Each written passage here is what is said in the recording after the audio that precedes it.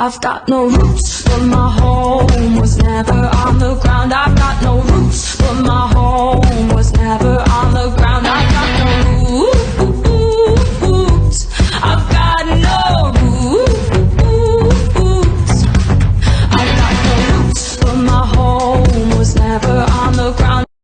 Assalamualaikum warahmatullahi wabarakatuh, and hi. This video is about implementation and assessment of General Science Form 4 and Form 5. We look into the table of contents first.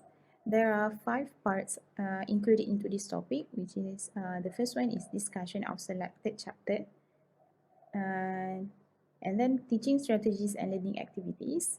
Number 3, assessments, demonstrations, and the last one is relation to lower secondary science. So I will discuss about the discussion of selected chapter, where we choose one chapter from each form. Form 4, we choose body coordination in chapter 7, and Form 5, nutrition and food technology in chapter 3. We go through body coordination in chapter 7, Form 4 first. In this slide, showing a picture doing a bungee jump. So the question is, what will this person experience during this situation?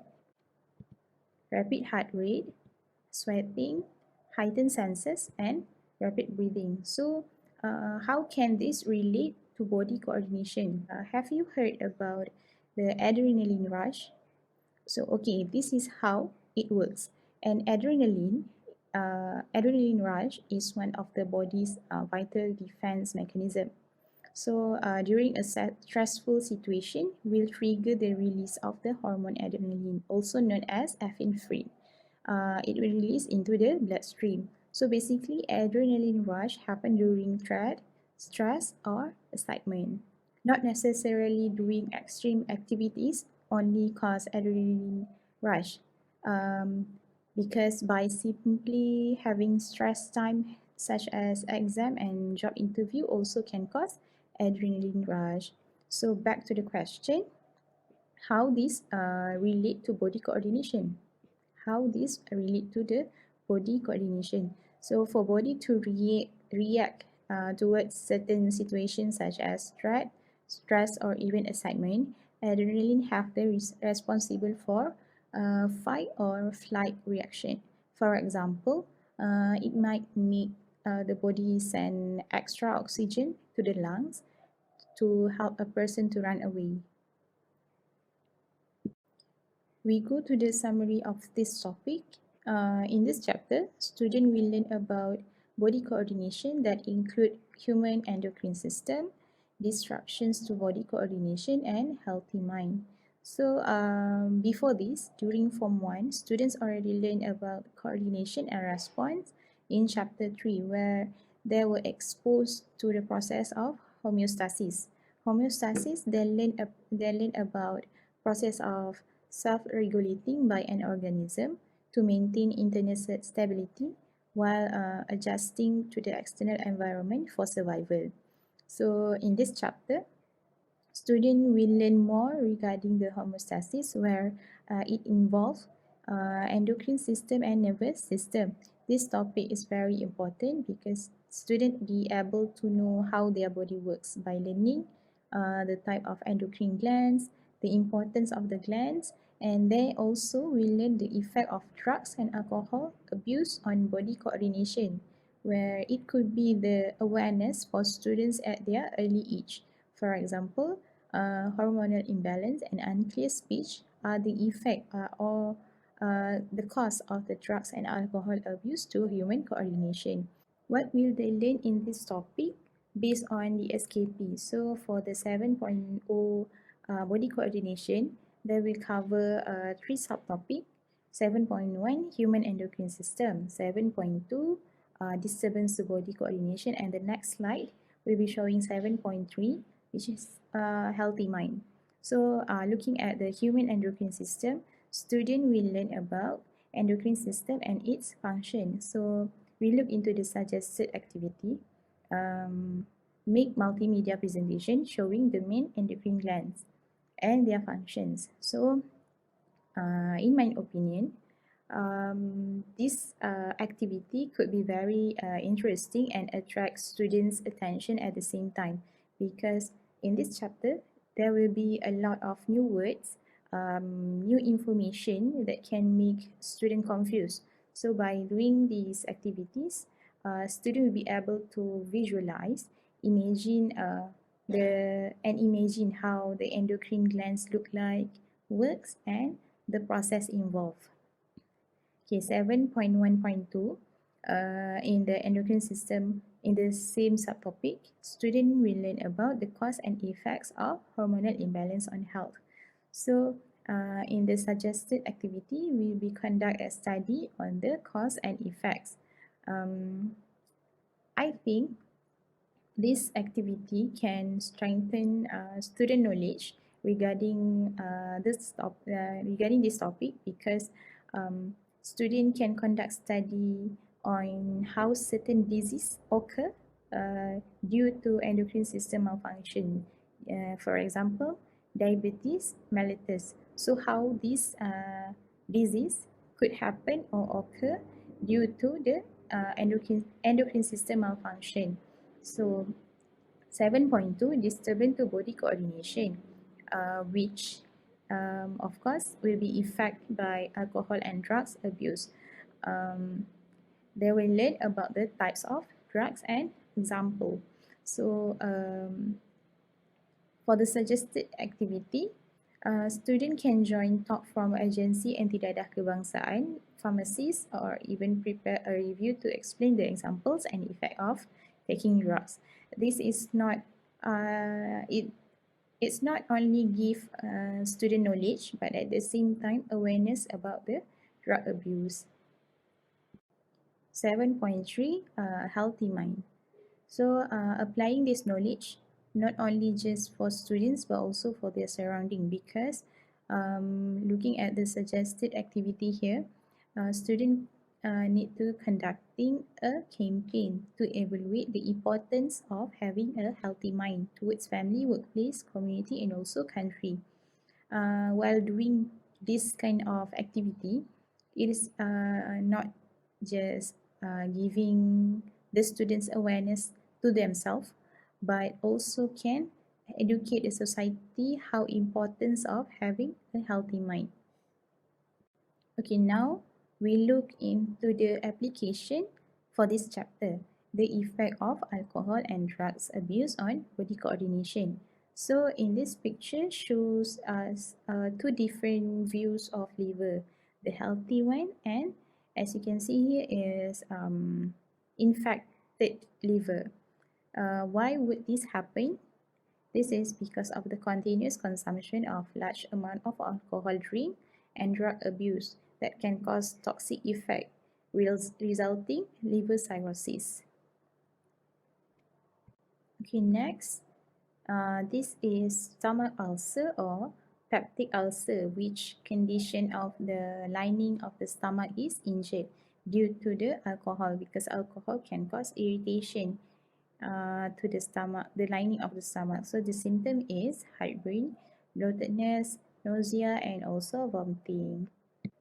Alcohol and drugs abuse also can cause violent behavior, because consuming drugs such as amphetamine will activate the brain cells and increase rate of metabolism.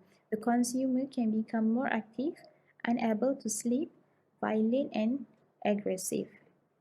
So next, hallucination. Drugs as marijuana disrupts the brain function, as we know that brain is the main, the center of our body. So if the brain is disrupt, the function of the brain is disrupt, it can cause bad effect to the body coordination. And the drugs also can cause person to experience hallucination, paranoia, or suspicious feelings and fear of others. Those are the examples of how bad alcohol and drug abuse can affect to someone. All this application can give awareness to students as they learn the body coordination in Chapter 7. So we move to the Form 5, Nutrition and Food Technology. In this picture, shows nasi lemak, our national dish. So look at the question. Is this serving of nasi lemak an example of balanced diet? How we consider that the food is categorized as balanced diet? A balanced diet is a diet that contains different kind of food in certain quantities. So the requirement for the calories, proteins, minerals, vitamins, and also the alternative nutrient is adequate or uh, uh, is enough for individual needs. So is this nasi lemak considered as balanced diet? As this nasi lemak is considered as the balanced diet?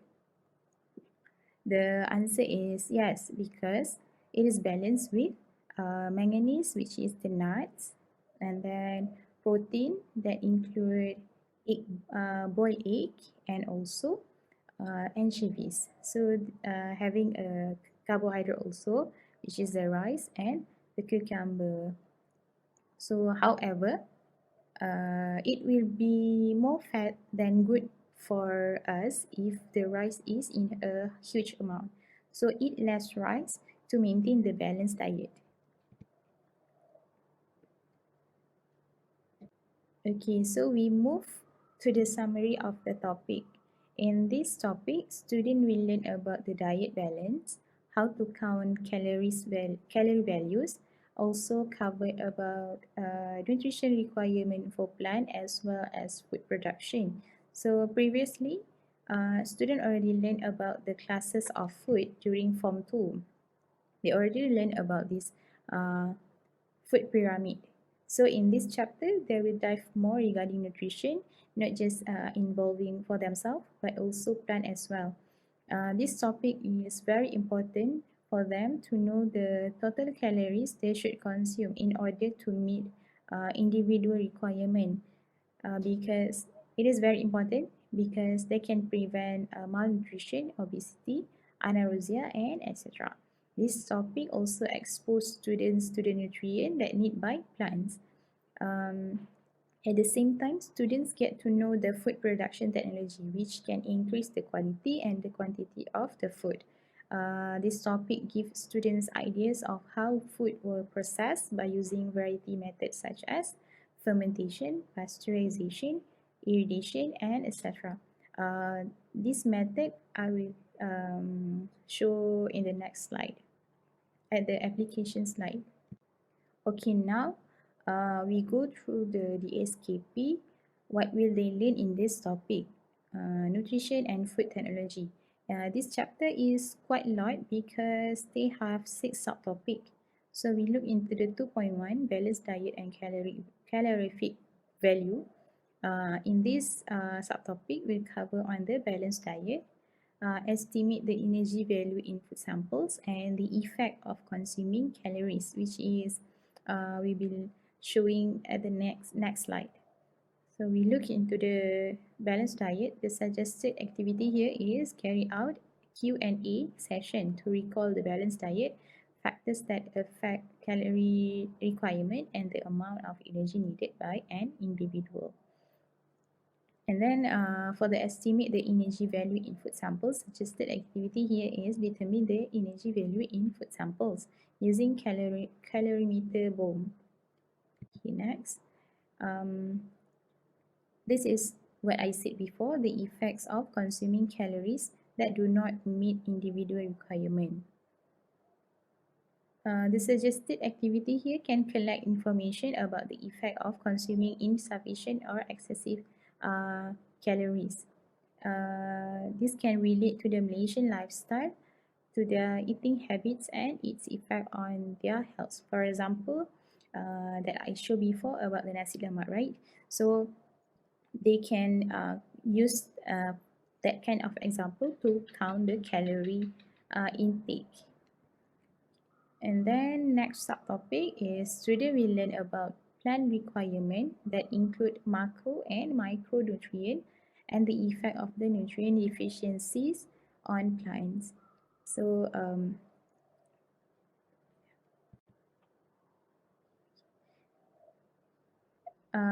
in this chapter also covered on nitrogen cycle and the importance of the nitrogen cycle.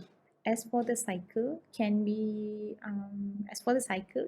very confusing, complicated, and have different kind of new words or keywords. So, suggested activity here: collect information and do a multimedia presentation on the process and the importance of the nitrogen cycle. Like I said before, it could be very attractive and interesting for students to learn the nitrogen cycle if they use multimedia presentation, because I believe it could be very effective for the students to understand and memorize the cycle. Students also will learn about the food production technology, where they'll be able to learn the way to improve the quality and the quantity of the food. So next is the food processing technology. By doing discussion throughout the subtopic for students, get the idea about the process. Lastly is food supplements, which is communicate about issue related to the health foods and health supplements, and also about the issues related to the halal food status. It is good for students to know about the halal food issues, which can provide them knowledge how to verify the halal food, the process, and others. Okay, so let's take a look into the application for this chapter. The concept of pinggan sehat Malaysia in daily life. So the quarter of the plate with carbohydrates, 1 over 4, and the quarter of the plate with protein, 1 over 4, and the half of the plate with vegetables or fruits.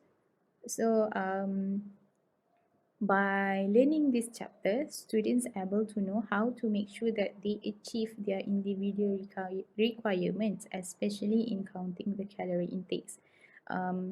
Because as we know that different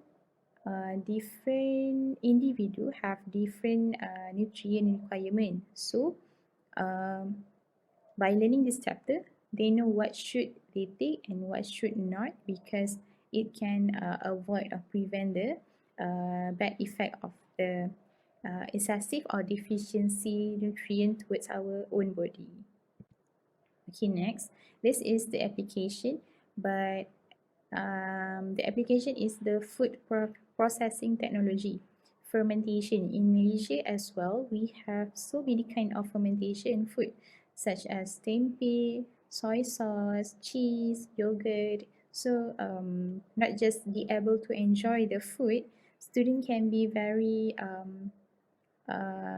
excited, or it could be very interesting to know uh, how the food made. Okay, this is dehydration or drying. The water is removed from food by drying under the sun using flame or smoke or in the oven. Not only for fruit. In Malaysia, we have dry fish or salty fish as well. So, at least by doing or by learning this chapter, student can know um, what kind of food process involved in their daily food intake. Next is pasteurization. Liquid is heated to temperature below its boiling point to kill pathogen and cool quickly. So usually pasteurization involving milk, the process of milk. Canning, food kept in cans which sterilized and heated to temperature exceeding 115 degrees Celsius under high pressure to kill microorganisms.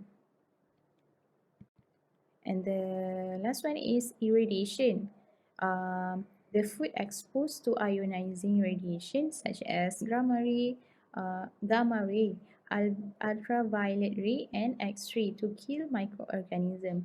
In the picture show, as you can see, the right shows the normal strawberry and left shows the irradiated strawberry. As you can see that how fresh the right strawberry and the left one, and compared to the left one. This is because the right one undergo irradiation process. All these application is a few application that I took from this chapter. So I think that's all from me. Okay. Next, we move to the teaching strategies and learning activities that will explained by my group members, which is Hidayah, RAZMAN. Thank you. Teaching strategies and learning strategies. Here we go. Alright, teaching and learning strategies can include a range of whole class, group, and individual activities to accommodate different abilities, skills, learning rates, and style that allow every student to participate and to achieve some degree of success.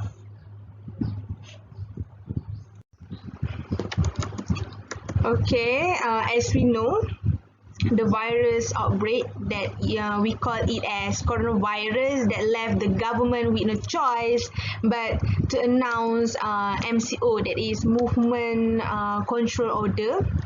As we can see in this picture, a boy that is study with his computer and the mask that he put on his face, and then the class using the online platform, and a girl that is find her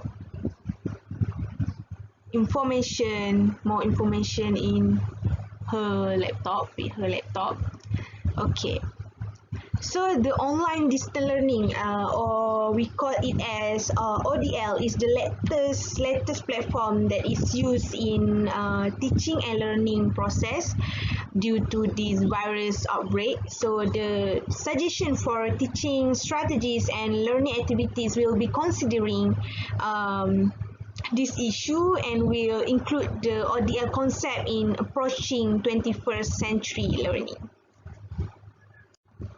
Okay. PowerPoints, like appropriate use of the PowerPoint also can enhance for teaching and learning experience for the teacher and also student. What we can do is we can use the PowerPoint slide to highlight the important points in the topic. First, what we can do is to simplify the content of the topic into a PowerPoint slide. Why we have to simplify it? Because option for a simple PowerPoint is a great way to get rid of the distraction. Stick with the clear and simple presentation is also a great way to enhance the student or audience attention of your way language, of your way message. So clear and simple slides also can help the student to recall the information. And then don't include all the content, but do highlight the important terms. So avoid having all the content on your PowerPoint slides, because why I select that, because if you include all the content in the slide, their attention may remain at the slide only, as they just read instead of listening to you. So you just what we can do is just put a bullet point. You know bullet point? Set. Wait. Okay, such as instead of you do the content in the paragraph, more paragraph, wow, so many. So the student just read the slide instead of listening to you. So what you can do is just put a bullet point. point, the first point, the second point, the third point, the fourth point. But in the short term, only the important part, and then you just discuss in the class, elaborate more about the point. Okay, understand? So, okay, we move to the next part, that is we can add fill in the blanks activities in the slide. Okay, fill in the blanks activities can encourage the learners to apply the knowledge that they have already acquired. Alright.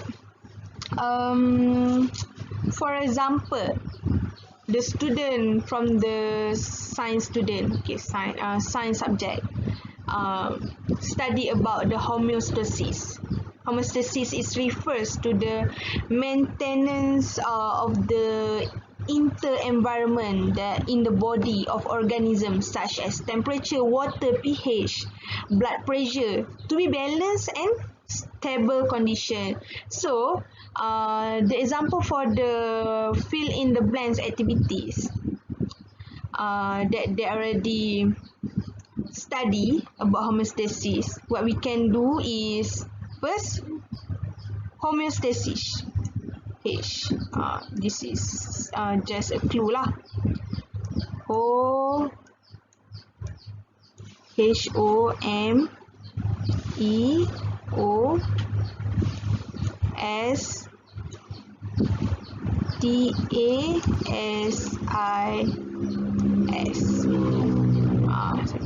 Okay. S. Okay. So if the student study and understand about what is meaning of homeostasis, so in the fill and in the blanks activity, she or he can do it. Alright. Homeostasis. Sorry. Homeo. O. S. T. A. S. I. S. Something like this. Okay. So, which means that if the learner must able to use the information that they have already learned in the class. So that means she or he will understand what they're having understand the lesson, so they can correctly answer the question, something like that. Okay. Alright, done with that, we move to third, encourage the student to complete the sentence by adding the answer based their understanding. Okay, and then teacher also can include a suitable and necessary illustration, such as image, because helping the student, it will helping the student for better understand the key point of your presentation, and the student will remember the beautiful image that they will remember forever, something like that. And will also help to improve the attention span, because I think it is attractive, not boring if the slide have the image and such as this, what we call this one, GIF of the PowerPoint. It's very cute. So the audience member during the presentation. Assalamualaikum and hi everyone. Hope all of you are doing well. My name is Diba Nisyana binti AMINUDDIN, and I'm going to present about the demonstration of suggested teaching strategies, learning activities on selected topic and the assessment. Alright, as stated before, teacher can use PowerPoint slides to deliver the content of the topic. So here I just highlight the important terms, content and process in topic 6 from Science Form 4 KSSM, which is support, movement and growth. Okay. So firstly, the content in the PowerPoint should include the type of support in animals. For example, endoskeleton, exoskeleton, and hydrostatic skeleton with their characteristic and function. So this is the important part that the students need to know. As we can see in the slides, support in animals have three types, okay, which is endoskeleton, exoskeleton, and hydrostatic skeleton. So then here is stated their characteristic and functions also, okay, in the slide. And so it will make students easier to identify the differences between the three types of support in animals. Alright, next is the PowerPoint also should explain the human skeleton system with label diagram as shown in the slides below. Okay, this will make students more clear on human skeletal system. Then we also can include activities, okay, such as label the diagram on human skeletal system. Okay, teacher can add this activity, okay, like I show in the slide, right after the subtopic done.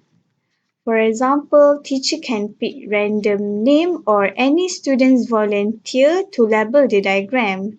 So this will create interactive learning in the classroom, which involves students every step of the way and the class becomes more interesting.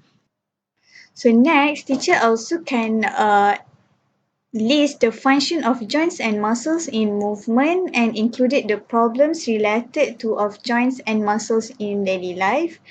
Teacher also can explain the human growth pattern and stage in their PowerPoint slides, compare and contrast the growth pattern between male and female. And lastly, teacher can explain the support system in terrestrial and aquatic plants in the PowerPoint slide. As you can see, this is picture of Google Meet. I think all of us know about this picture. So, COVID-19 pandemic has pushed us all out of our comfort zones, and if you are a teacher and you must be finding it hard to manage your students and make them learn remotely from your home. Fortunately, video conferencing tools like Google Meet exist to ensure you will still have strong bond with your student until you see them at the class. But having a set up Google Meet for your class isn't enough. You will need to do a little more than that to keep them engaged and be productive.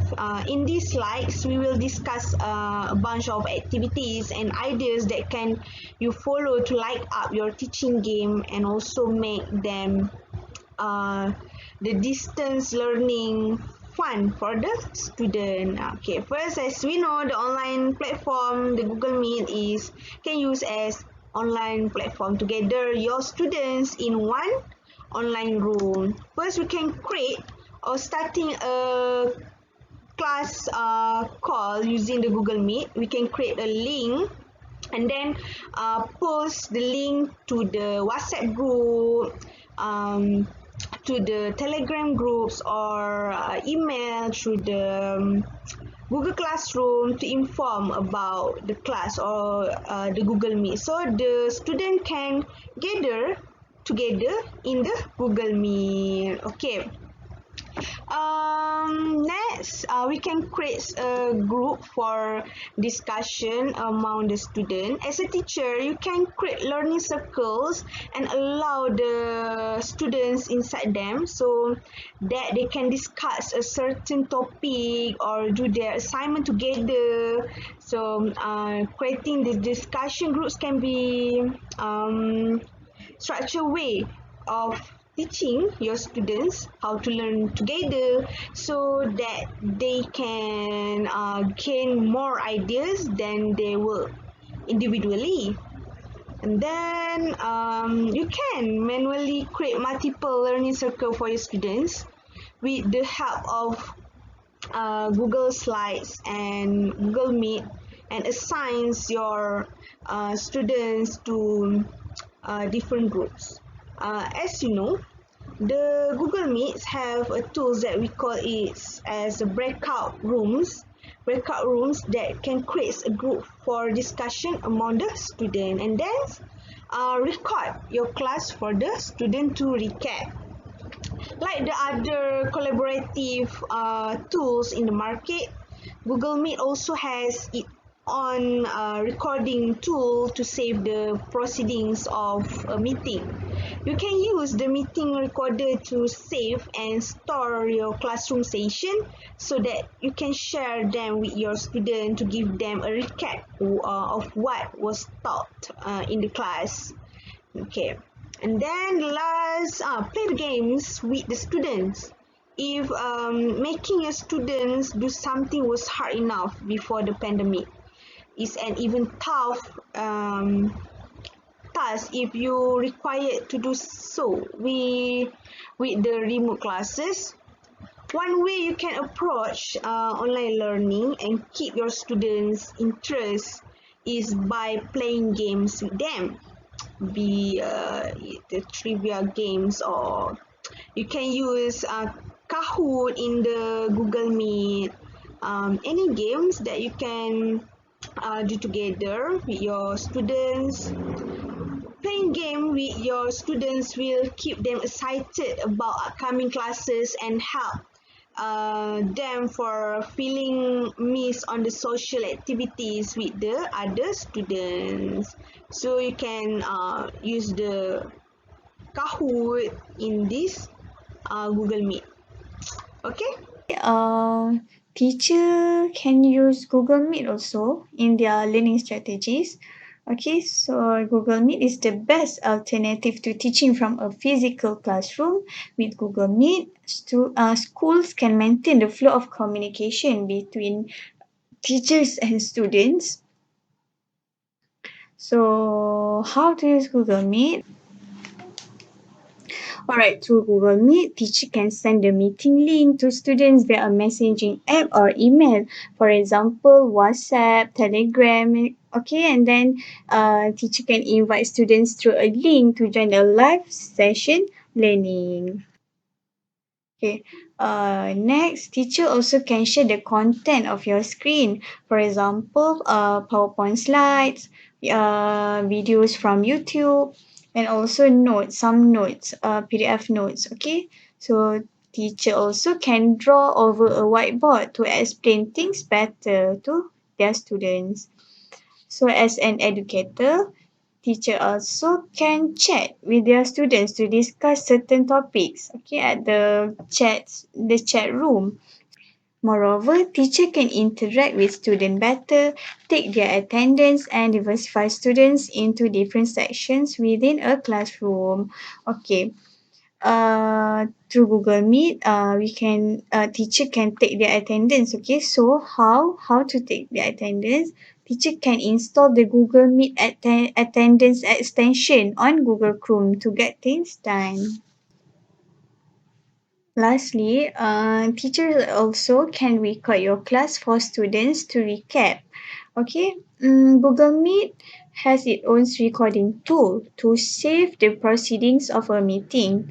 So teacher can use the meeting recorder to save and store your classroom sessions so that you can share them with your students to give them a recap of what was taught today. So maybe some students having internet connection, or on that day they cannot catch up the learning about some topic. So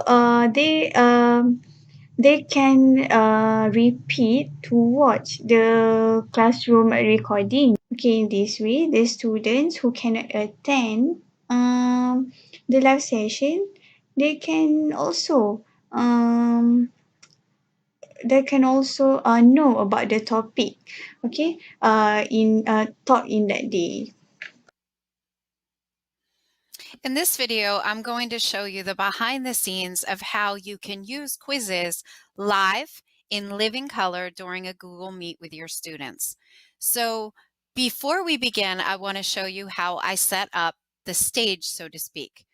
Before the meet begins, I make sure that I have the meet open, and next to it, I go to quizzes and I find the quiz that I want to present to my class. Now, from the home page, I go to my quizzes and I know that I want to give them Google Tools. Now, from these options, it allows me to play live, assign it as homework through Google Classroom, or just this one makes a link for the students to just practice.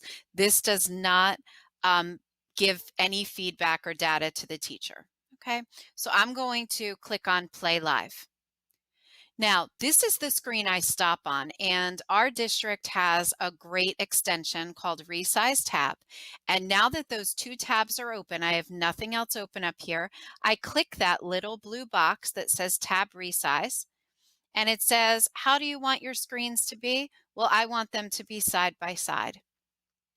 Now remember, this is all before the meeting starts. So during the meeting, right now I'm in here with one pretend student. Okay, I wish I had more people, but privacy laws and all. So I'm giving my spiel, and we are having a great time in Google Meet. And then I say to them, okay, boys and girls, I'm going to share a link in the chat window for you to click on now to join me in a head-to-head battle in quizzes. So I'm going to hit continue on my side. Remember, the students don't see this yet. And I'm going to click on share via, copy that link, and I'm going to paste it back in the Meet. Now, this student, I know this is going to be a little crazy, but here we go. Here's this student's window over here. Let me make this a little bigger to cover it. And the chat alert went off, and here is the link that I put in for that student, for the entire group of students. So now again, we saw this in another video, but they're going to start the game. I tell them to leave all of these switches on. Now, let's go back to the teacher screen, because remember, this is being done live at this time. So you can see back on my screen that only I can see, I have shown one student has joined. Now, once all of the students have started, I'm going to say, okay, guys, on your mark, get set, go, and I'm going to hit start. Now I'm going to leave these on side by side, and I'm sorry that it's going to be a little noisy. Question: what is this Google icon? Here's Option the student. 1, Docs. Here's what the teacher Option screen 2, is looking like. Drive. Option 3. Woohoo! Aha! Question: when you finish an assignment in Google Classroom, what do you do? Oh no! Here comes that redemption question. There it is. Question: when you finish an assignment in Google Classroom, Oh, they just what do you showed do? me. Oh, turn in.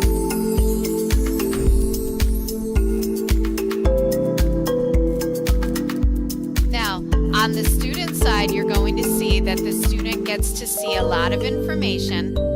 On the teacher side, and I can share this in Google Meet with my classroom, I can show some fun facts about the game. And I can also show, should I choose to, I can show everybody's progress and score. Now that's going to be up to the discretion of the teacher. You know your students best. Now what I really love about this is I'm going to close this window down. Remember, this was what the students see. And I'm going to go back into Meet, and I'm going to say to the students, okay, let's go over the questions that were on there, and let's see how you did. So I'm going to present this tab to my students. I'm going to go to Present a Chrome tab, and I'm going to choose the one that I want. And now it's being shared with my students, okay? So I can't see that right now, but they can see it. So let me pull up that demo student account one more time so that you can see it. Where did you go? There you are. Here we go. So if I close this out and I go back to Meet, this is what the student is seeing. Okay, here's the student's screen, and this is what I'm showing them. Okay, so now I just click on Review Questions, and look at this. It auto-generates questions that I can use to lead a discussion with my class in Google Meet. Now, let's pretend that I don't want the students to see what is the correct answer and how many people picked it. Well, I can just turn that off for now. And now all I see is how many people picked each answer, but I don't see the green and the red to indicate correct and incorrect. So the arrow will take me through this. A great way, easy way to have a guided lesson that's motivating for the kids right inside Google Classroom. And remember, I'm watching all the little ones over here, and they're seeing my screen on this side, complete with sound. So I hope that's going to help you start using quizzes as a way to motivate in Google Meet. As you can see here, this is Google Classroom. We can create a Google Classroom for the student. Google Classroom is a free web service that developed by the Google for the school that aims to simplify or creating, distributing and grading the assignment. As we know, the Google Classroom we can use it as the online platform to gather the students in one online room. It's also easy to be used by the teacher because the Google Classroom can make the teaching more efficient and meaningful by giving education a hub for the student assignment and boosting the student collaboration, also fostering communication. What we can do is make the announcement for the new learning material update.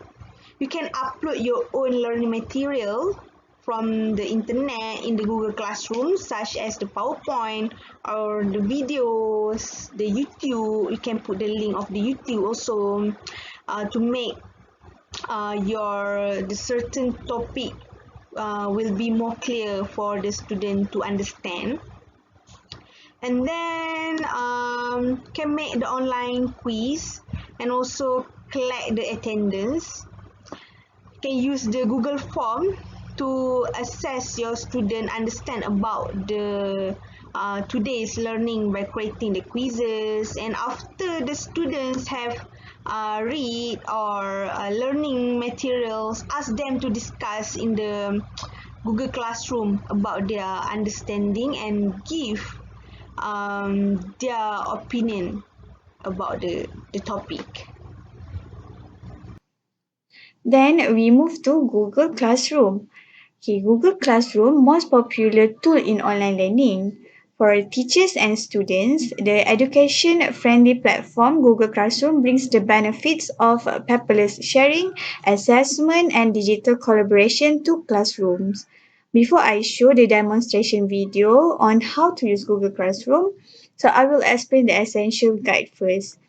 Firstly, teacher can upload your own learning materials or materials from the internet in the Google Classroom. For example, PowerPoint slides, PDF document, videos, okay? And teacher also can use Google Form to assess your student understanding about the today's learning by creating quizzes. And after the students have read the learning materials, teacher can ask students to discuss in the room about their understanding and give their opinion. Okay, so I will show the demonstration video. Hi and Assalamualaikum guys. Okay, this is Google Classroom. Okay, as you can see, this is Google Classroom for class 5 Gemidang.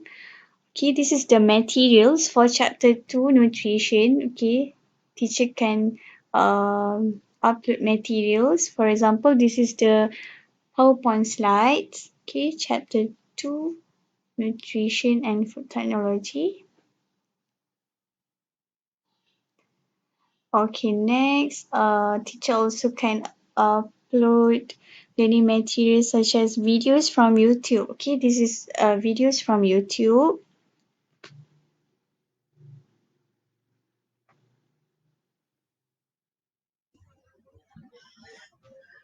Okay, Assalamualaikum.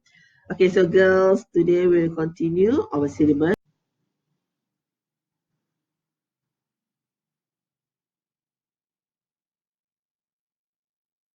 Okay, the second videos.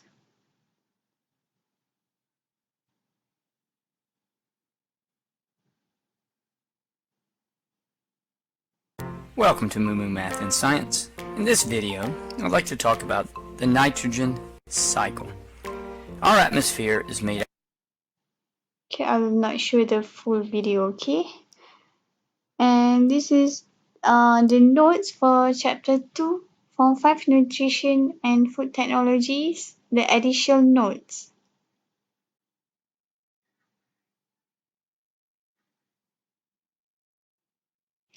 And lastly, teachers can add some quizzes in the Google Classroom, okay?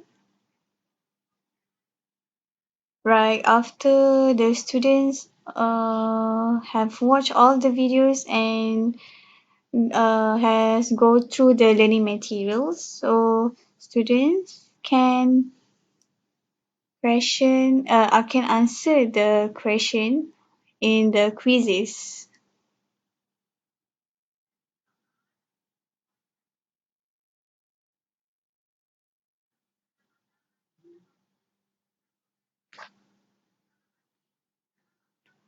Okay, teacher can check for attendance in Google Classroom. And lastly, teacher can make some discussion with students, okay, in the section comment below. Alright, next YouTube. We will discuss about YouTube. YouTube is a great entertainment tool and also learning tool that you can use YouTube video to deepen or increasing the student understanding or help the visual learner. Visual aids can help the student to understand the concept better. Educators can easily search and review the video that related to a specific concept.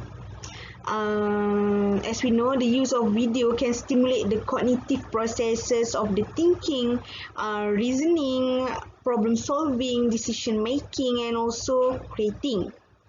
The video that can take the student beyond the recall and relate the activities such as experiment. Students do not have to carry out the experiment by themselves, but can watch the online video instead. It is suitable for the ODL right now, current situation, online digital learning. So we can include the video of experiment in the class, such as, for example, SSM Science Form 4 about the Newton's first law. The teacher can search about the video in the YouTube about the relationship between the mass and also inertia, so the student can be more understanding about the topic if they can see the video and make themselves to imagine about the experiment. Can use the YouTube, okay? Lastly, you can use videos from YouTube as your teaching strategies to show the application of the topic in daily life. For example, for the topic 6 from 4 science, which is support, movement and growth, I choose to show the students online video about earthworm movement for hydrostatic skeleton. Okay, for example, this is the video. I will not show the video, the full video, okay? I just show half of it.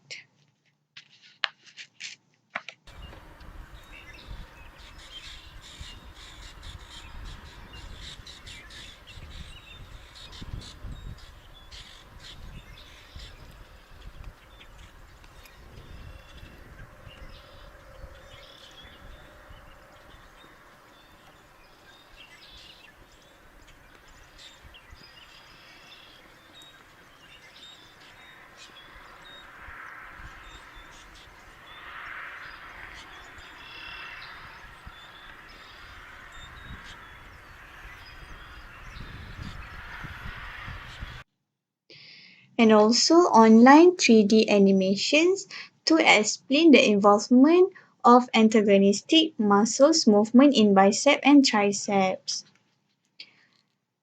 Antagonistic pairs in the body need each other because again, muscles can only exert a pulling force and can't push themselves back into their original positions. An example of this kind of muscle pairing is the biceps brachii and the triceps brachii. When your biceps contracts, it flexes or bends the elbow joint. At the same time, it also pulls the triceps to make it longer. So the triceps is stretched by the biceps pulling it. When the triceps contracts, it extends or straightens the elbow joint. And at the same time, it pulls the biceps and makes it longer. So these two muscles work together. Neither muscle can stretch itself. It must be stretched by its antagonist, its partner. So, the use of videos in teaching and learning serve to not only benefit students, but also the teachers. Moreover, studies have shown that the use of short video clips allows for more efficient processing and memory recall. Also, students get to learn through illustration, and the visual analogy clarifies the concept better than any other thing. Next, teacher can use content from YouTube also to explain a related experiment to the topic. As we are in the pandemic COVID-19, we are not allowed to do experiment in the lab. So teacher can show the demonstration of the experiment about certain topic to the students. Okay, for example, I choose topic 2 from Science Form 5, which is Nutrition and Food Technology. So the first experiment is to determine the energy value in food samples using calorimeter bomb. And this is the video of the experiment. In today's video, Amelia and I are going to show you how to measure the energy content of food. So it's quite a complicated experiment, so make sure you watch nice and carefully. Now, let's first of all pick the food we're measuring the energy content of. We're not being very original here, we've simply got a what's-it. So your first step is to measure the mass of the what's-it using a measuring balance. And this what's-it is coming out as being 0.48 grams. Amelia is then going to pop it on a mounted needle. And then the next step is to add 20 centimeters cubed of water to a boiling tube, and we're using a measuring cylinder in order to do that. Amelia's popped a thermometer into the boiling tube so we can measure the initial temperature, and we're just going to wait for it to calibrate. It's quite warm in the lab, so our starting temperature is 22 degrees Celsius. The next step is to set our food sample alight using a Bunsen burner. As you can see, the mounted needle is used to keep that burning what's-it away from your hands. Now this is the crucial part of the experiment. We're using the heat being generated by that burning what's-it to heat the 20 centimeters cubed of water.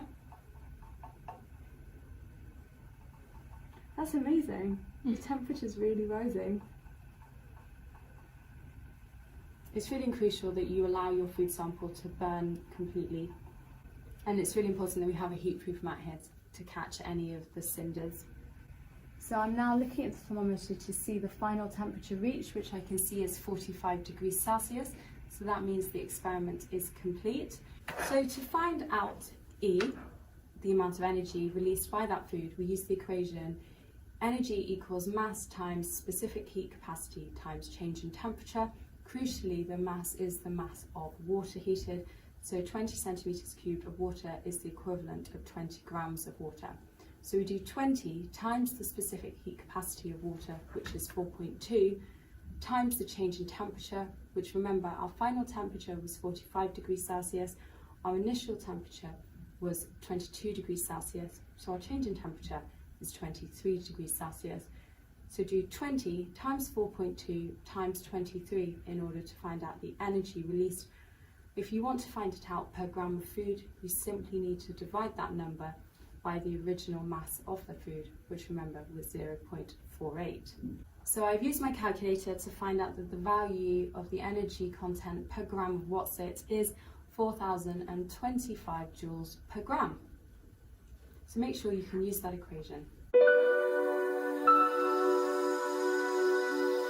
Okay, from the experiment 1 just now, okay, we can see that the calorific value where the oxygen bomb calorimeter is measured by the heat obtained from the sample of food. Okay, teacher also can use YouTube to show the experiment to compare the strength of the compact bones with hollow bones. Okay, this is from the chapter 6 form 4 science KSSM. Okay, so this is the video.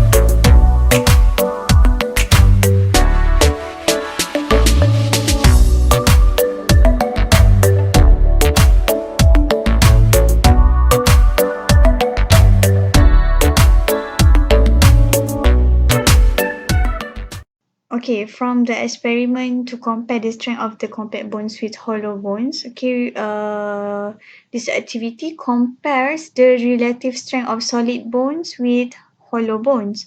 So instead of using real animal bones, artificial bones are constructed with A4 paper. So the load bearing capabilities of these bones are then compared. Okay, that's it on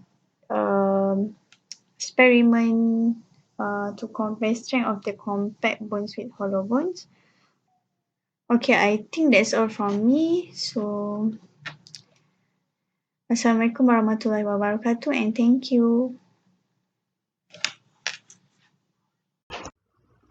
We will discuss about the active learning and also passive learning versus passive learning. So many components here, so we will go one by one. Student involvement will highly involve in the learning process for the active learning, while the passive learning, student only listen and internalize. Focus of learning environment, active learning will be the student-centered. Passive learning will be the teacher-centered. Role of the teacher. Active learning, facilitators and also co-learners. For the passive learning, master of the subject matter. Role of the student. Active learner can be the patient, discriminate and be critical of the information received. Passive learning only receive the information while be trusting the questioning. And then type of thinking involved.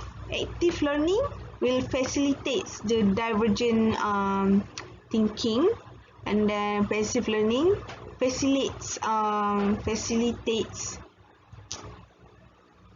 convergence thinking, and then how learning is achieved by the active learning.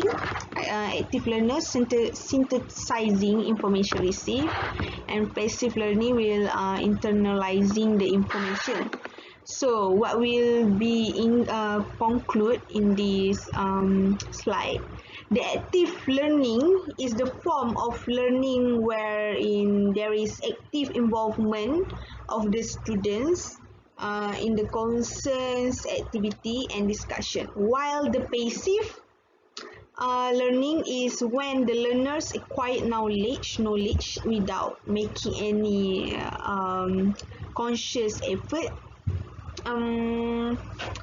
Active learning allows for the frequent feedback that stimulate attention, participation, discussion, develop critical thinking, while the passive allow more information to be presented, give the teacher more control, and allow for an organized presentation of the topic. As you can see here, this is different between two image. The students and these two students get the same information, but the difference is for the active learner, they will be think what will happen if I do this. This is for active learner. So for the passive, that gain the same information, just think, that interesting. This course has some good information. So we can see the difference between this active learner and also passive learner. The active learner will involve the what we call the conscious effort, while the passive will not involve the any conscious effort, just allow to get more information that be presented about this information. Okay.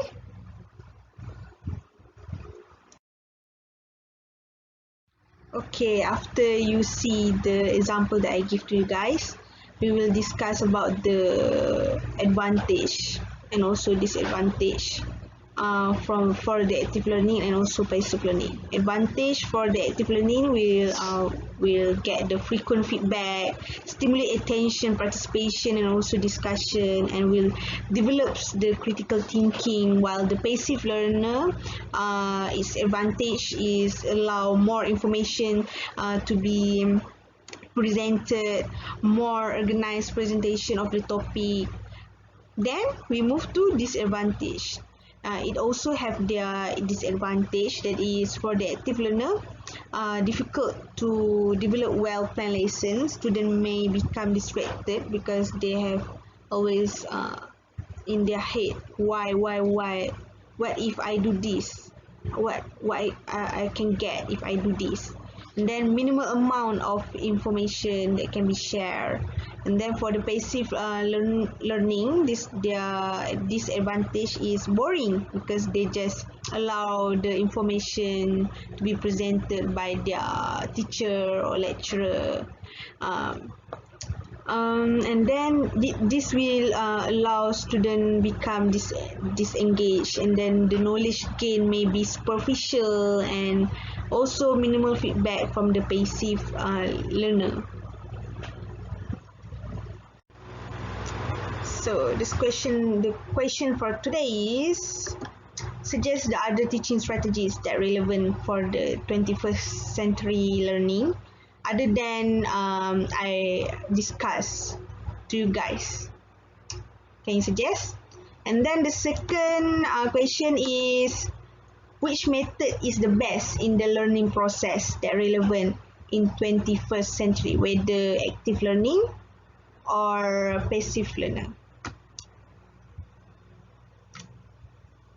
Give your opinion in the Google Classroom, okay?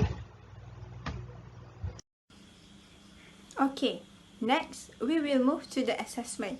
But before we proceed, we will go through first the definition of assessment. Okay, assessment is simply the process of gathering information on what students know based on their educational experience. Okay, assessments results are typically used to identify areas for improvement and ensure that course content meets learning needs. There are two basic types of assessment. Okay, the first one are formative assessments.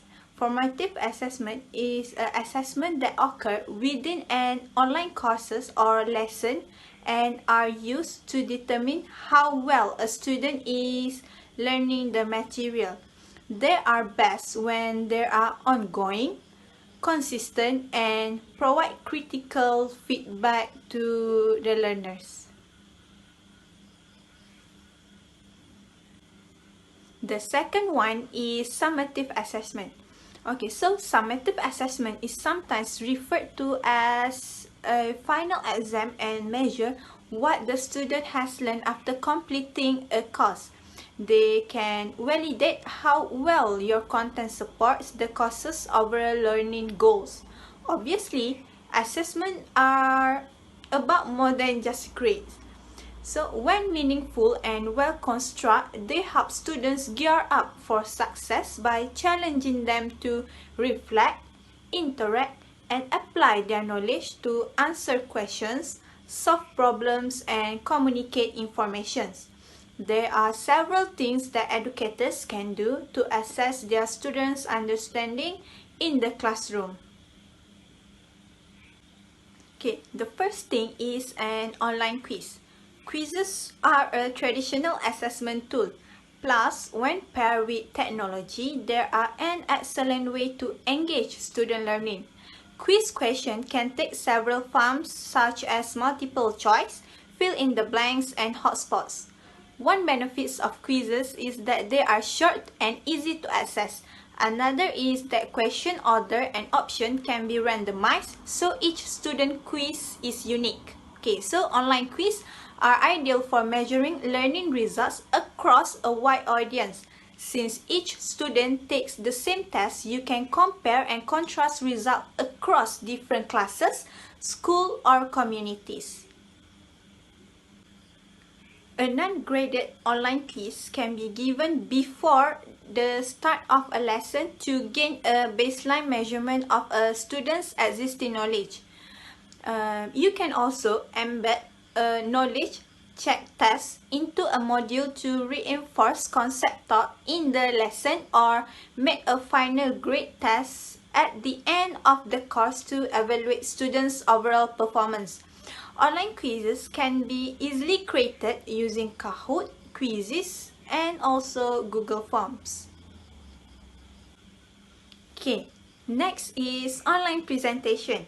Okay, online presentation can work well as a mode of assessment as they develop a student's digital communication skills, provide opportunities for peer feedback, enable groups of students to collaborate and share.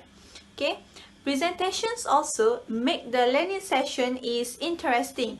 Okay, presentations also enables educators to gain a rapid snapshot of students' progress, which they can use to provide feedback and tailor their teaching approach.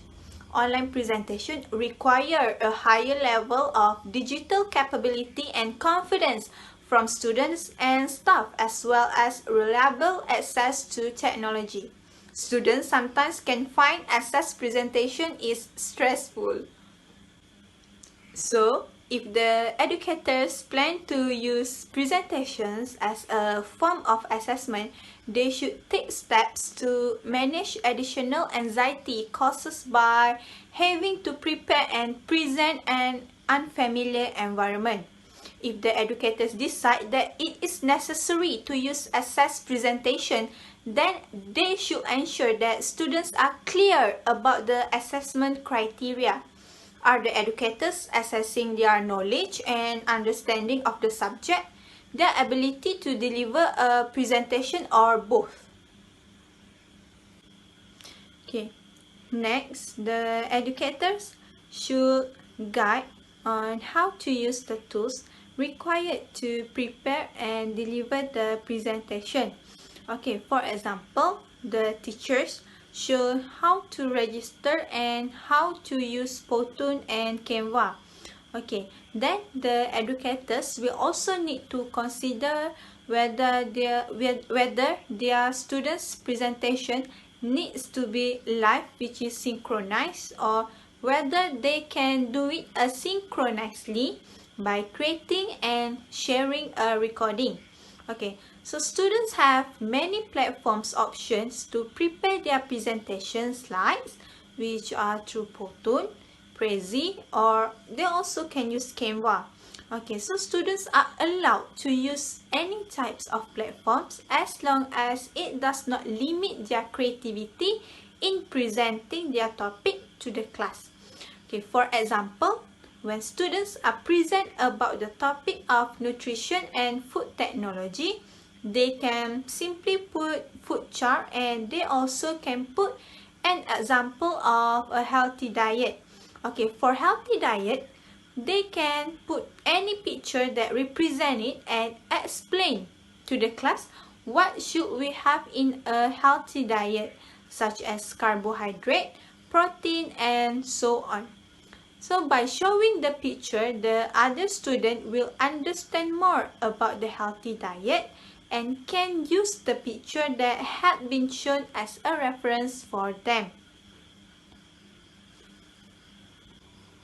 Okay, the third one is a video project. I am sure that you all must be wondering what exactly a classroom video project. Simply put, it is a coming of the age technologically driven idea wherein students are involved to analyze a situation or a project by capturing a video. It's a whole new skill, a vital one indeed, because it not just inculcate the much needed creative element in the students, but also teaches them the rare art of comprehending video communication, which is the hottest multimedia trend in the present times. Okay, video projects do not just ensure the involvement of all the students, but also helps them express themselves as effectively as possible through moving imaginary, which is like 100 times better than a written paper project.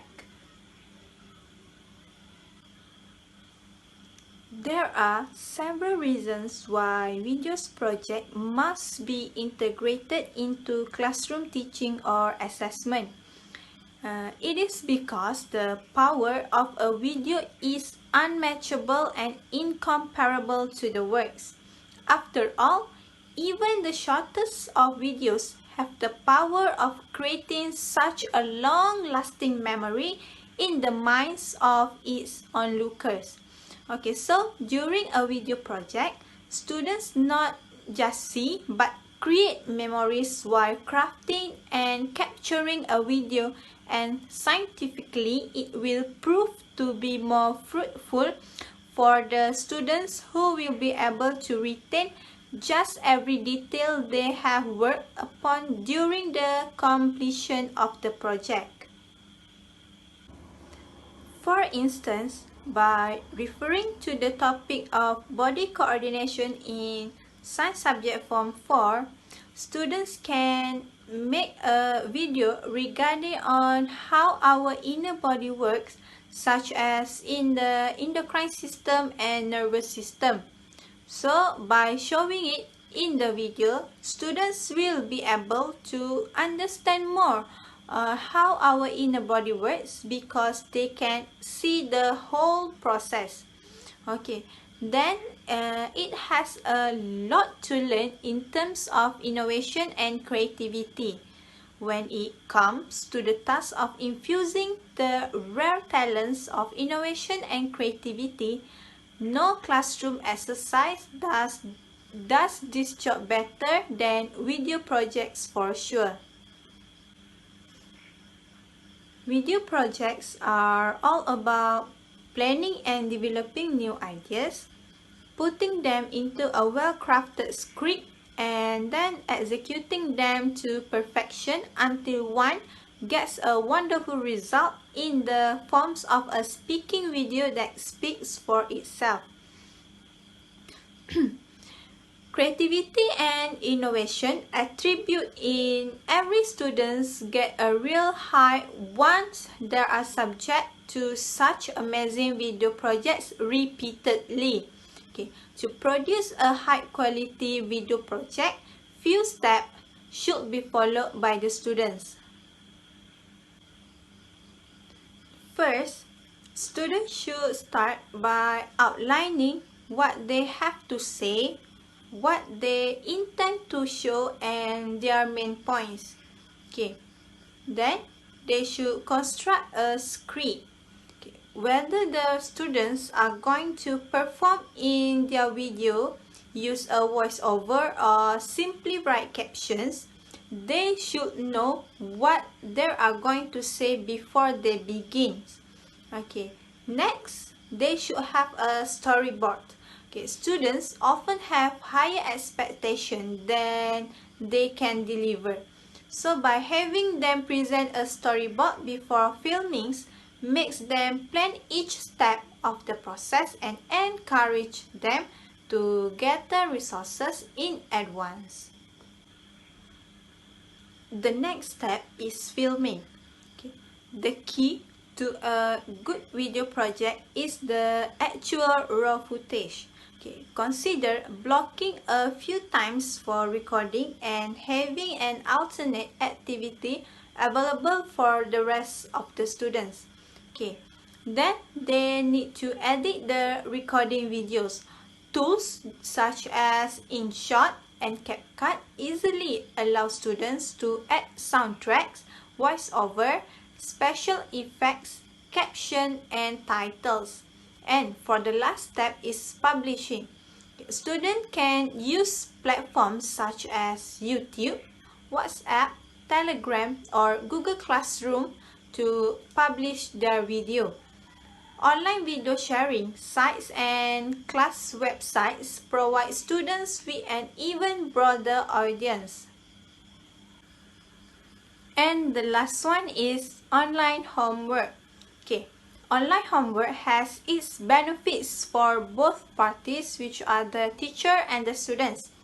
Okay, for students, online homework is beneficial to students as they can get feedback in real time. Okay, so this means they can be made aware of any incorrections immediately. Okay, online homework can also be adapted to allow students to work on areas that frequently cause them problems or where the individual is having difficulty understanding. Okay, student achievement is also likely to be positively impacted by the online homework. School students are likely to be familiar with the digital world. This makes engaging with online homework a familiar task. Okay. Moreover, students might be more inclined to take part in online homework tasks as they prefer the digital process rather than the traditional one. Okay. Meanwhile, for the teacher, setting online homework can be a great way for teachers to understand what topics a student struggles with. Okay. This information will allow the teacher to modify the presentation of material in class and help students with the topics they find the most difficult. Then, by using the online interactive learning kit, teachers can save time marking online homework and marks can be submitted easily, with teachers spending a large proportion of their teaching time marking and enforcing homework. And online student planners will save teachers hours per week by making the process easier. Okay. Teacher can use any exercise in the textbook and convert it to an online exercise. By doing this, the teachers can hand in the homework easily by using WhatsApp or Google Classroom.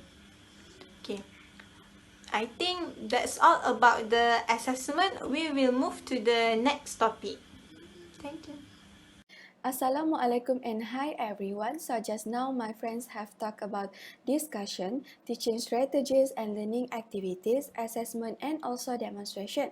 So now we will move to the last part of this presentation where I will discuss on the relation of topic to the lower secondary science syllabus. The lower secondary here we will refer to Form 1, Form 2 and also Form 3. Firstly, I will discuss on the relation that we can identify in Form 4, Chapter 7, Body Coordination. There are 4 themes under Form 4 Science syllabus, but the topic chosen is under Theme 2, which is Maintenance and Continuity of Life, and the relation will be discussed with the topic under the same theme from Form 1 until Form 3. But for now, we only could identify the relation only in Form 1 and also Form 3. This chapter has 3 subtopics, which include human endocrine system. The second one is disruption to body coordination, and the last one is healthy mind. Now, we will move to the next slide. Let's take a look on the relation in Form 1, and the topic chosen is under Theme 2, Maintenance and Continuity of Life, in Chapter 3, Coordination and Response. This chapter has one subtopic, Homeostasis in Living Things. In this chapter, the students will be introduced to the meaning of homeostasis, where homeostasis is referred to the maintenance of the internal environment in the body of an organism, such as temperature, water, pH, and blood pressure to be in a balanced and stable condition. Homeostasis is important to human, and among the important homeostasis in human body are regulation of water and body temperature.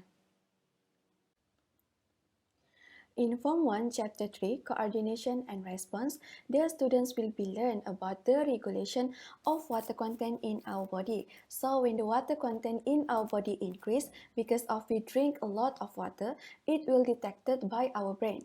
And this corrective mechanism will help to reduce the water content in our body by produce the urine. So the systems that are involved in water regulation are the excretory system and also endocrine system. Example of organ involved are kidney and also our brain. So in Form 1, the students only being introduced to the name of system that involve in water regulation. Later, in Form 4, Chapter 7, they will learn more about human endocrine system and also its function in our body. In Form 4, Chapter 7, Body Coordination, the students will be learn about the main endocrine glands and their position in our body. In male body system, there are 5 main endocrine glands. The first one is pituitary, the second one is pancreas, the third one is thyroid, the fourth one is adrenal, and the last one is testes. And their position in our body: pituitary located below the cerebellum, thyroid located in front of the trachea, adrenal located above the kidney, pancreas located at the back of the stomach, ovary located in the pelvic space, and the last one, testis, located in the scrotum. So, by learning about the main endocrine glands and their position in our body, the students can relate on how human endocrine system is important in the regulation of water content in our body, just what they have learned in Form 1. Next, the students also will be learn about the function of hormone released by the endocrine glands. The first one is pituitary glands. Pituitary glands will release 2 types of hormone. The first one is antidiuretic hormone, or known as ADH, and the second one is growth hormone, or known as GH. The function of ADH is to control the quantity of water reabsorbed by the kidney. As for GH, it will help to stimulate growth in children, help to maintain healthy body composition in adult, and help to maintain the muscle and bone mass of adult. The second one is thyroid gland. Thyroid gland will release hormone named thyroxine. Thyroxine will help to control the rate of metabolism, help to control the physical and mental development in children. The third one is adrenal gland. Adrenal gland will release hormone adrenaline that help to prepare our body to act in an emergency situation by increasing the rate of metabolism, increasing the rate of heartbeat, increasing the glucose level in the blood, and dilating the size of pupil. The last one is pancreas. Pancreas will release hormone named insulin. Insulin will help to control the glucose level in the blood by converting excess glucose into glycogen to be stored in our liver. As I mentioned earlier, in Form 1 Chapter 3, the students is learn about the regulation of water content. When we drink a lot of water, it will increase the water content in our body, and it will detected by our brain. Our brain will stimulate the corrective mechanism, and this corrective mechanism will help to reduce the water content in our body. So what actually happened in corrective mechanism? In corrective mechanism, the brain will stimulate the secretion of a hormone so that the kidney increase the production of urine, and more urine is produced, so the water content in our body is decreased. It has relation to Form 4 Chapter 7, where, as we know, pituitary glands located at our brain. So in this corrective mechanism, it mentioned that the brain will stimulate the secretion of a hormone. So a hormone here, it's referred to antidiuretic hormone, or known as ADH, where the function is to control the quantity of water reabsorbed by the kidney. So as we can see here, there is a relation from Form 1 Chapter 3 to Form 4 Chapter 7. In the previous slide, I have mentioned about the 2 most important homeostasis in human body. The first one is the regulation of body temperature, and the other one is the regulation of water content. This figure shows the regulation of body temperature. When our body temperature decreases, our brain will detect and stimulate the corrective mechanism, and this corrective mechanism will help our body temperature to increase. In corrective mechanism, our blood vessel will constrict, our hair stand erect and decrease sweating, and skeletal muscle will contract and relax actively, and it will cause an individual to shiver to increase the body temperature. At the same time, certain hormone will be secreted to increase body metabolism. It has relation to Form 4 Chapter 7, Body Coordination, where, as we know, hormone adrenaline is functioned to prepare our body to act in an emergency situation by increasing the rate of metabolism. We are done with Form 1. Now let's take a look to the relation of Form 4 Science Syllabus, Chapter 7 Body Coordination to Form 3, Chapter 1 Stimuli and Responses. So this chapter is chosen under Theme 1, Maintenance and Continuity of Life. This chapter has 4 subtopics, which are human nervous system, stimuli and responses in humans, stimuli and responses in plants, and also importance of responses to stimuli in animals. In Form 3, Chapter 1, Stimuli and Responses, the students will be learn more about human nervous system. So what is human nervous system? The human nervous system is an important control system in body coordination. Other than sight, thinking, and body movement, the human nervous system also controls and coordinates organ function in the body and maintain a balanced internal environment through a process. This figure shows the structure of human nervous system. The human nervous system consists of central nervous system and also peripheral nervous system. In central nervous system, it consists of brain and also spinal cord, where in peripheral nervous system, it consists of cranial nerve and also spinal nerve. In Form 3, the students also will communicate about the function of the human nervous system. The human nervous system can control and coordinate organs and parts of the body. The human nervous system can detect stimuli, send information in the form of impulses, interpret impulses, and also produce appropriate responses. In the relation to Form 4, Chapter 7, the students will be learn about the body coordination. There are 2 types of body coordination. The first one is hormonal coordination. The second one is nervous coordination. The hormonal coordination is controlled by endocrine system, whereas for nervous coordination, it will controlled by nervous system. In Form 4, the students will learn more detail in endocrine system, where they are not going to learn more about nervous system because they have learned this topic in Form 3 Chapter 1. Next, we will moving on to the relation of topic to the lower secondary science syllabus. The lower secondary science here, I will refer to Form 1, Form 2 and also Form 3. This time, I will discuss on Form 5, Chapter 2, Nutrition and Food Technology. In Form 5, Chapter 2, Nutrition and Food Technology, the topic chosen is under Theme 1, which is Maintenance and Continuity of Life. The relation will be discussed with the same topic under the same theme from Form 1 until Form 3. But this topic we only can find the relation only in Form 2. This chapter has 5 subtopics. The first one is balanced diet and calorific value. The second one is nutrient requirement in plants. The third one is nitrogen cycle. The fourth one is food production technology, food processing technology, and the last one is food and supplement. The first relation to Form 5 science syllabus is from Form 2, Chapter 3, Nutrition. This chapter under Theme 1, Maintenance and Continuity of Life. This chapter has 4 subtopics. The first one is classes of food.